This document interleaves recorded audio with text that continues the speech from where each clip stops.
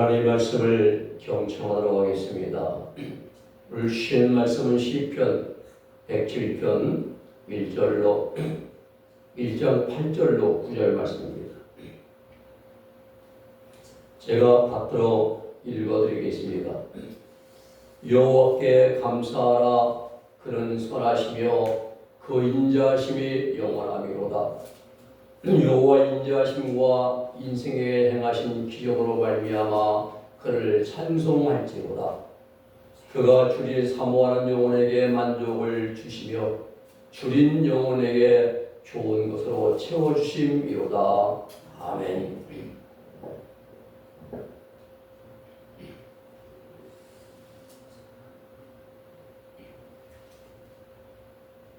오늘 말씀의 제목은 여호와께 감사하라입니다.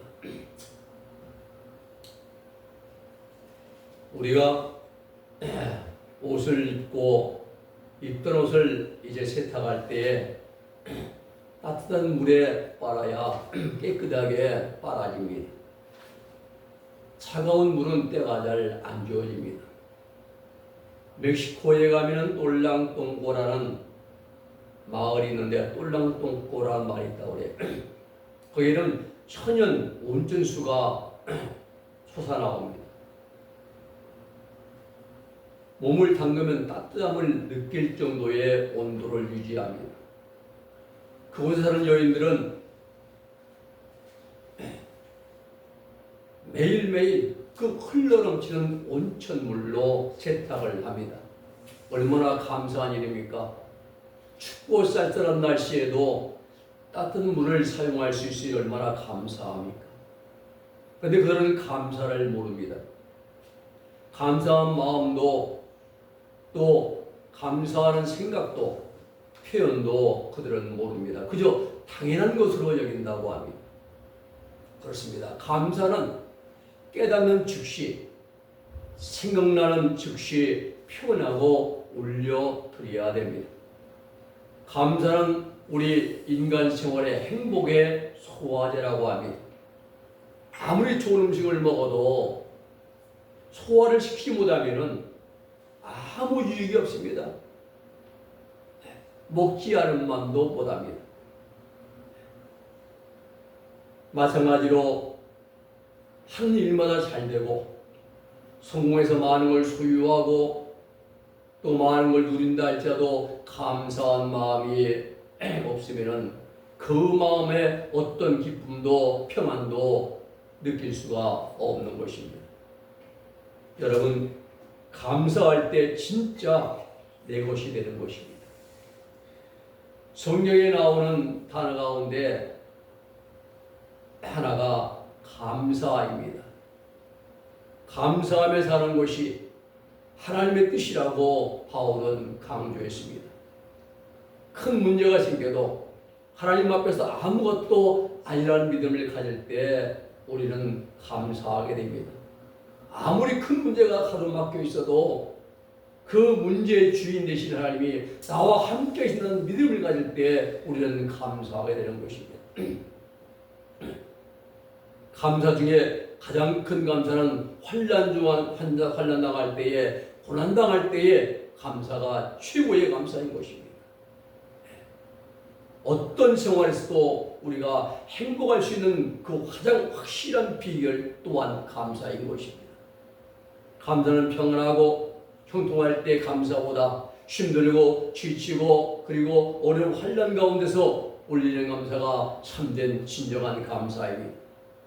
오늘 본문의 시편 107편은 우리가 삶을 살아가면서 매 순간마다 모든 주어진 환경과 상황 속에서 하나님께 감사를 올려드려야 됨을 강조하고 있습니다.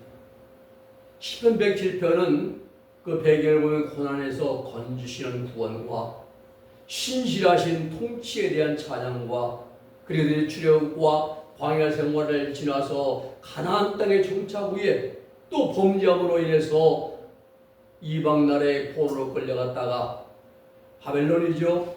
끌려갔다가 하나님의 은혜로 다시 약속의 땅으로 돌아오는 제2의 출애굽과 영적 회복을 배경으로 이제 하고 있습니다.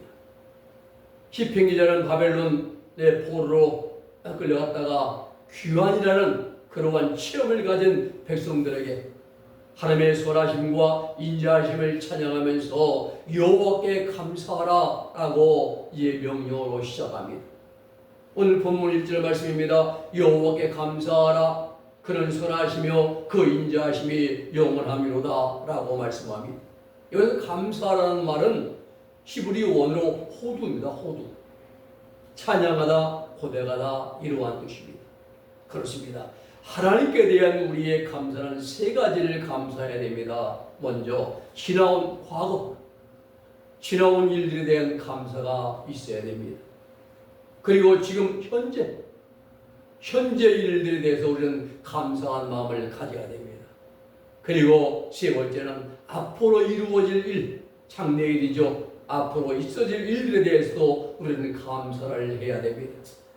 오늘 본문 1절 첫 구절에 보면 여호와께 감사하라 이런 명령어를 둔 까닭은 그만큼 여호와에 대한 감사를 강조하기 위해서인 것입니다. 이스라엘 백성들이 감사할 이유는 백성들이 베푸시는 하나님의 선하신 손길이 늘 함께 하시기 때문입니다. 우리도 마찬가지입니다. 하나님의 선한 손길이 늘 우리와 함께 하십니다.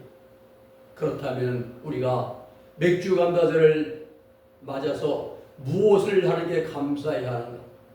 그리고 여호와께 감사할 까닭과 이유는 어디에 있는가? 말씀을 상고하면서 은혜를 함께 나누고자 합니다.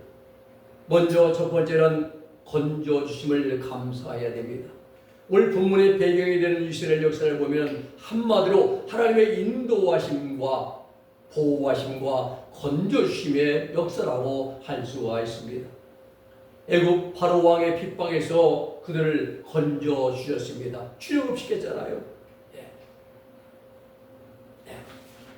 그리고 광야 40년 동안 그들을 인도해 주셨습니다. 보호해 주시고 또 핏대를 따라 필요한 것들을 공급해 주셨습니다. 돕는 은혜를 베풀어 주셨습니다. 오늘 여러분 감사하는 마음은 하나님에 대한 확실한 그런 믿음이 있어야 됩니다. 신앙은 하나님을 신뢰하는 게 신앙입니다. 교회만 왔다 갔다 하는 신앙생활이 아니에요. 내가 마음에 하나님을 확실히 믿고 신뢰하는 게 이게 참된 신앙인 것입니다. 우리 인생길은 평탄한 길만 있는 것이 아닙니다. 깊은 수렁에 빠지기도 하고 때를 실망하기도 하고 좌절감을 경험하기도 하고 위기에 처할 때도 있습니다. 문제 앞에서 어떻게 해야 좋을지 망망할 때도 있습니다. 그때 나를 보호해 주시고 나를 건져 주실 분은 오직 하나님 한 분뿐입니다. 우리는 삶의 그 인생길에서 내 삶 속에서 하나님의 도우심을 받아야 됩니다. 그리고 그 하나님께 우리는 매 시간 분초마다 감사를 드려야 됩니다. 왜 어렵고 힘든 환경 가운데서 하나님께 감사해야 됩니까? 답은 그 전능하신 하나님이 내 모든 시험과 사정과 환경을 잘 알고 계시기 때문입니다. 내 모든 형편 잘 아시는 주님 찬송가 있죠. 나보다 더 잘 알고 계십니다. 그리고 나를 건져주십니다. 나를 지켜주십니다. 나를 보호해주십니다.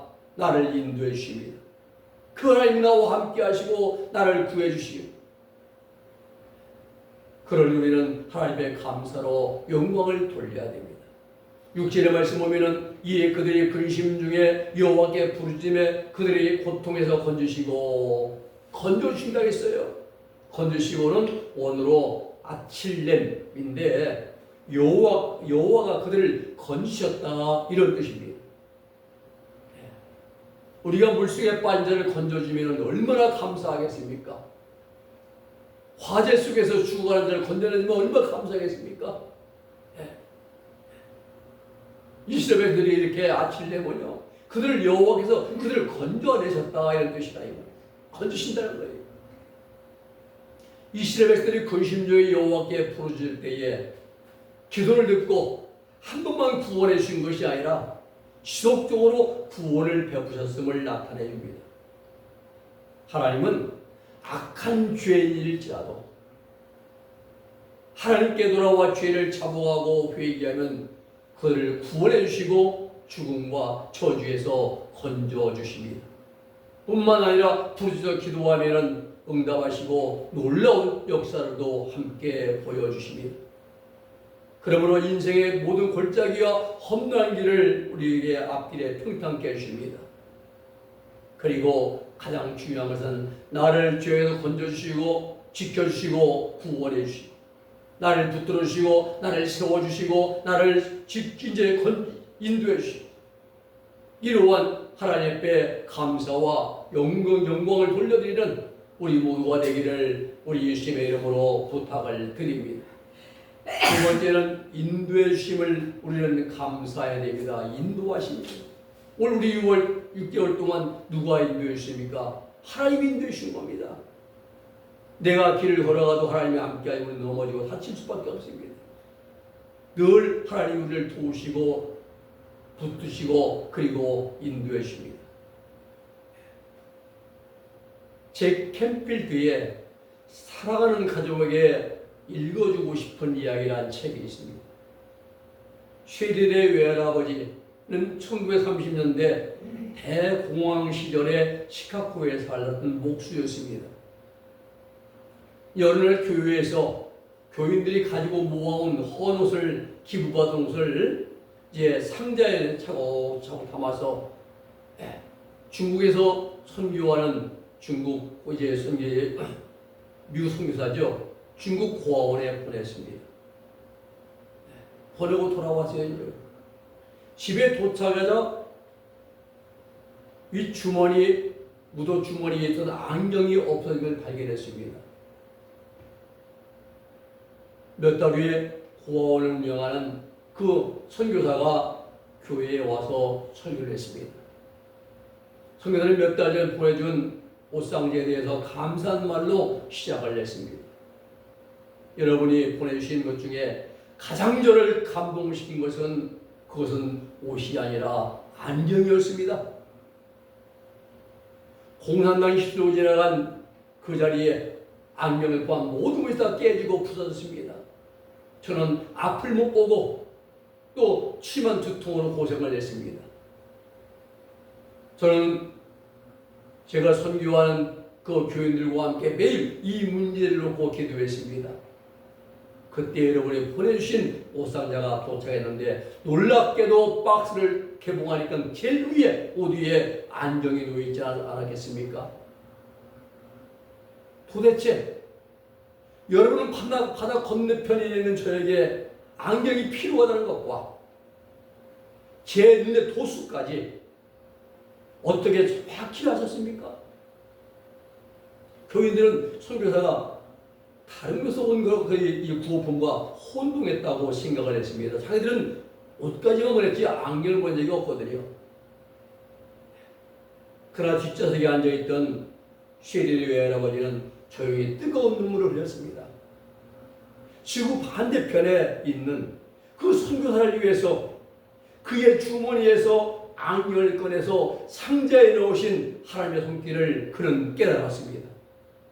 자신이 잊어버렸다고 했는데 그것이 아니라 빠뜨렸다고 했는데 하나님은 그 선교사의 안경이 없음을 아시고 또 도수까지 딱 맞는 안경을 호주머니에서 하나님이 꺼내셔서 옷가지에 넣어서 보내게 된 것이죠. 그렇습니다. 하나님은 사람의 실수를 통해서도 완벽하게 이 일을 이루어가고 인도해 가십니다.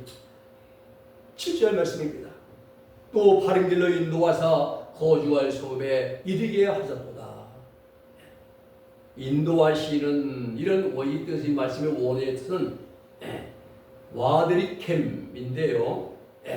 와드리캠은 여호와께서 완벽하게 인도하시다 이런 뜻이에요. 완벽하게 사람을 실수가 있어요. 완벽하게 인도하시는 뜻입니다. 여호와께서 인도하심으로 이스라엘이 하나님의 원하는 곳에 이르게 되었다 이겁니다. 바벨론에서 고레스 왕의 포로 귀환 명령에 따라서 또 하나님 원하신 곳 이스라엘 땅 아브라함이 살던 가나안 땅에 그들이 완벽하게 온전하게 이르게 되었다 이러한 뜻입니다. 본문에서 바른 길로 인도하였다는 점에 중점을 두고 있습니다. 이스라엘 백성이 스스로 자기의 길을 찾을 때는 찾지 못했습니다. 그런데 여호와께서 길을 찾는 일을 친히 해 주셨습니다. 우매무지한 인간은 선택하고 결정한 길이 다 옳은 것 같습니다. 내가 결정해서 옳은 것 같아요. 내가 선택해서 이 길을 선고할 것 같습니다. 그러나 그 길이 필경은 자기를 죽이고 실패의 나락과 절망과 사망의 길이 되는 길도 없지 않아 많습니다. 잠언 14장 16절 25 이제 또 보면은 어떤 길은 사람 보기에는 바르지만은 필경은 사망의 길이라 라고 말씀합니다. 그러나 여호와께서 인도하실 때는 그 길은 완벽합니다. 우리 앞을 가려보면 문제까지 다 해결해 주십니다. 우리를 인도해 주십니다. 오늘 사랑 여러분, 내 인생의 바른 길 하나님 말씀 안에 있습니다. 내 삶의 성공과 실패 하나님 말씀에 있습니다. 그러므로 우리는 내 인생의 길을 바른 길로 이끌어 주시고 내 삶에 필요한 모든 것을 공급해 주시는 여호와 하나님께 감사로 모든 영광을 돌려드려야 됩니다. 세 번째는 채워주심을 감사해야 됩니다. 인도에 전해져 내려온 어떤 이야기가 있습니다. 어느 마을에 두 개의 물동이 있는데 시골은 물찌개졌잖아요. 우리가요. 함석어된 그냥 물동이를 두 개 찌개 치고 물을 길어 보면 다 출렁을 다 흘립니다. 절반밖에 안 남아요. 동네 논 가운데 있는 그 우물에 가서 물 이제 길어가지고 집에 오면 잘 진 사람은 별로 안 흘리는데 처음 온 사람들은 많이 흘려요. 출렁될 때마다. 집에 오면 절반 정도 조금 더 남습니다. 이 인도 어느 마을에 물지개를 나무가 있었습니다. 지게꾼이죠. 물인데 물동이 중에 하나는 성한 것이고 하나 약간 이게 피돌이 생겨가지고 물이 새는 거예요. 지고 올 때마다 계속. 금이 간 그 물동이가 지게꾼이 이렇게 말한 것입니다. 저는 물통에 금이 가서 피돌이 생겨서 물을 절반밖에는 나르지 못해요.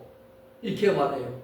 지게꾼이 하는 말이 뭐냐면 우리가 매일 시간의 길을 자세히 보았니? 내가 흘리는 물쪽을 따라 꽃들이 안되게 피어나는 거 보이니? 내 틈난 피돌이 생긴 그 틈새에서 흘러나온 물 덕분에 길가에 꽃들이 아름답게 자랄 수 있었단다. 이렇게 말합니다.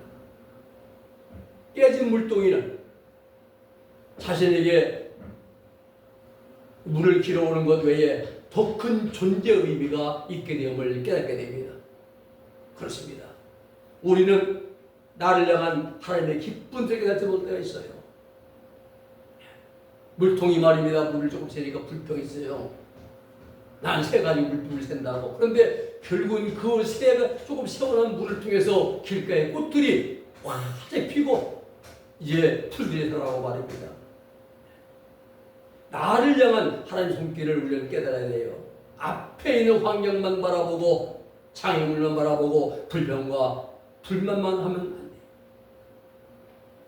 우리는 그 환경과 장애물을 손에 붙들고 계시는 전능하신 하나님의 능력의 손길을 바라볼 수 있는 영안이 열려져야 됩니다. 불가능을 가능케 하시는 전능하신 하나님 믿음으로 말미암아 백세의 아들을 이삭을 얻은 아브라함의 믿음처럼 홍해바다 앞에서 다 불평과 원망하며 좌절 가운데 빠질 때에 전능하신 하나님 능력을 바라보고 홍해를 가리켜 지팡이로 이제 가리켜 명령한 모세처럼 3년 6개월 동안 비가 오지 않던 그 가뭄이 이제 그 극심한 가뭄 속에 있던 땅에 하나님이 비 내주는 확신하고 믿고 갈멜산에서 기도했던 엘리야처럼 영적인 눈이 열려져서 글이 열려져야 기도가 나오고 감사가 되는 것입니다. 믿음 없는 자의 특징은 감사가 아니라 불평을 잘합니다. 모든 맹세와 만사가 불평해요. 왜요? 환경 바라보기 때문에 그런 겁니다. 그러니까 믿음 있는 자는 불평하지 않습니다. 모든 것이 범사가 감사합니다. 이유는 뭡니까? 어려운 현실 속에 모든 내게 주어진 현실을 붙들고 계신 그 가운데 나와 함께 하신 하나님을 바라보기 때문인 것입니다. 오늘 여러분 감사할 제목이 없고 원망스러운 일만 가득한 것 같아도 우리를 향한 하나님의 놀라우신 계획을 믿는다면 우리의 약함과 부족함마저 감사의 조건이 될 수가 있습니다. 사도 바울은 눈에 안질 때문에 쉐보시아에게 기도했습니다. 세 차례 간구했어요. 간절히 기도했습니다. 그랬더니 바울아, 내 은혜가 내게 족하도다. 이런 내 능력이 약한 데서 온전해짐이라 그 말씀을 씁니다. 응답받고 바울은 이제부터 내 약함을 자랑하겠다. 왜? 주의 능력이 내게 항상 머물러 있게 하기 위해서, 그러면서 자신의 부족함과 약함을 자랑한다고 했습니다. 이것이 우리 믿음과 신앙이 되어야 됩니다. 오늘 본문 9절의 말씀 보면은 그가 사모하는 영혼에게 만족을 주시며 주린 영혼에게 좋은 것으로 채우신다라고 말씀하십니다. 채우신다는 이 말씀의 원어가 밀레예요. 구체적으로 필요한 부분을 채우다 이런 뜻입니다. 하나님은 사모하는 영혼을 만족하게 하시며 주린 영혼에게 좋은 것으로 채워주십니다. 갈급한 영혼에게 은혜를 베풀으시는 여호와 하나님이십니다. 마음이 상한 자를 인류해 주시고 마음이 연약한 자를 굳게 붙들어 세워주시고 병든 자를 치유해 주시고 육신이 약한 자를 강하게 붙들어 주십니다.